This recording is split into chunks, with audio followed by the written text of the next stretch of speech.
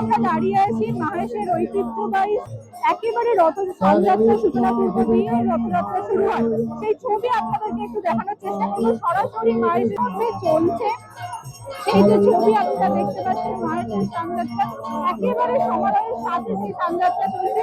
একে একে দুধ, গঙ্গা জল এবং সুগন্ধি দিয়ে মাহেশের জগন্নাথদেরকে স্নান করানো হচ্ছে।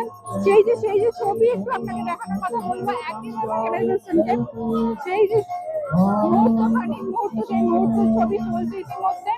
আপনারা দেখতে পাচ্ছেন মাহেশের ঐতিহ্যবাহী মাহেশ, অর্থাৎ পুরীর জগন্নাথ দেবের পর আমরা যে মাহেশে আমরা লক্ষ্য করি, সেই মাহেশ এই মুহূর্তে মাহেশের স্নানযাত্রা চলছে। আমরা একটু সরাসরি দেখানোর কথা বলবো আমার ক্যামেরা পার্সনকে।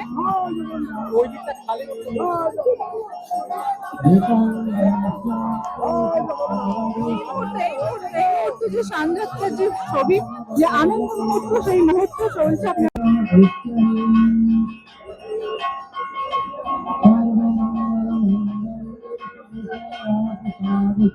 এবারে আমরা হচ্ছে 630 বছর রথযাত্রা উৎসব, স্নানযাত্রা উৎসব।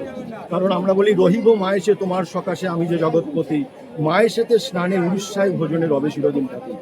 জগন্নাথ দেবের স্নানযাত্রা এই মায়েশে খুব বিখ্যাত। একদিন উনি সকাল 7টার সময় উনি বেরিয়ে উনি প্রথম আমাদের যে অভিষেক স্নান হয়েছে, অভিষেক স্নান করার পর ঠিক পূর্ণ স্নান হয়েছে 10টা 15 থেকে। উনি 28 ঘড়া গঙ্গা জল আর 28 ঘড়া দুধ দিয়ে উনি স্নান করলেন। এই যে স্নান করলেন, এইবার ওনার গজবেশ ধারণ করা হবে। কারণ উনি পঞ্চব্রহ্ম, উনি নিরাকার। কারণ উনি যখন রথে থাকেন তখন উনি সূর্য, যখন উনি স্নান বেদিতে থাকেন সেই যখন গণেশ, সেই জন্য ওনাকে গজবেশ ধারণ করানো হয়। যখন উনি ভোজন করেন তখন উনি রুদ্র, কারণ উনি শিব। এবার যখন উনি বেদিতে থাকেন তখন উনি শক্তি মা, আর যখন বিশ্রাম করেন তখন উনি হচ্ছেন বিষ্ণু। উনি হচ্ছেন পরম ব্রহ্ম।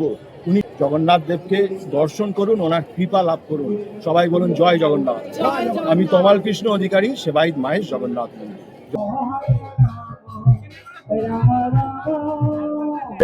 রইব মাহেশে তোমার সকাশে আমি যে জগৎপতি, মাহেশেতে স্নানে উড়িষ্যায় ভোজনে রবে চিরদিন খ্যাতি।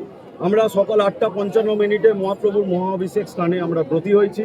108 কলসের দ্রব্য দ্বারা আমরা স্নান পর্ব সমাধা করেছি। 108-এর মধ্যে 35টি জগন্নাথ দেবের মাথায়, 33টি বলভদ্র দেবের মাথায়, 22টি মা সুভদ্রার মাথায় এবং 18টি যেটাই সুদর্শনে, সেটি জগন্নাথ দেবের মাথাতেই আমরা ঢেলেছি। তারপরে সকাল 10টা 15 থেকে আমরা 28 ঘড়া গঙ্গা জল এবং দুমন দুধ দিয়ে ওনাকে স্নান করব। তুলনা হয় না সেই সব থেকে, মানে একটা মনের ব্যাপার না, ওটা পুরোপুরি আলাদা। ভালো এবং আনন্দে রয়েছি।